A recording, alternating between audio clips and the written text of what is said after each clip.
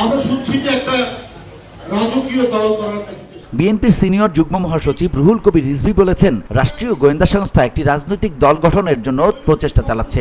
চেষ্টা করেছেন শেখ হাসিনা গোয়েন্দাদেরকে দিয়ে যে কাজ করছেন, এখনো তো আমরা সেটা শুনছি। গোয়েন্দা সংস্থার বিভিন্ন লোকরা বিভিন্ন এলাকায় গিয়ে মানুষদেরকে বলছে যে অমুক অমুক লোকের সাথে আপনারা যোগাযোগ। কারা নির্বাচিত হবে রাষ্ট্র গোয়েন্দা সংস্থাগুলো যদি তা নির্ধারণ করে দেয়, তাহলে জুলাই আগস্টের এই আত্মত্যাগের কি দাম থাকবে? বৃহস্পতিবার ঢাকা রিপোর্টার্স ইউনিটিতে আলোচনা সভায় তিনি এসব কথা বলেন। যে রাষ্ট্রীয় গোয়েন্দা সংস্থাগুলো কারা কারা নির্বাচিত হবে, কারা কোন রাজনৈতিক দল করবে, এটা যদি নির্ধারণ করে দেয়, তাহলে শেখ হাসিনার বিরুদ্ধে লড়াইয়ে কি আর থাকবে।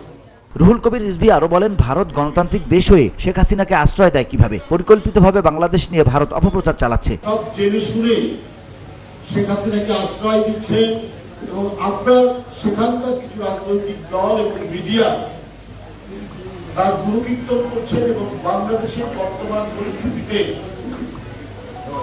বাংলাদেশের বিরুদ্ধে ভয়ঙ্কর রকমের অপপ্রচার দিচ্ছে যে বাংলাদেশের সংখ্যালঘুদের উপর অত্যাচার হচ্ছে। ভারতের নীতি শেখ হাসিনার মাধ্যমে দেশে বাস্তবায়নের চেষ্টা করেছে। শেখ হাসিনা পালিয়ে যাওয়ার পর পরবর্তীতে দেশকে শুধুমাত্র ভারত ছাড়া সবাই স্বীকৃতি দিয়েছে। গণতান্ত্রিক দেশ হয়, শেখ হাসিনাকে আপনারা স্বীকৃতি দেন কি করে?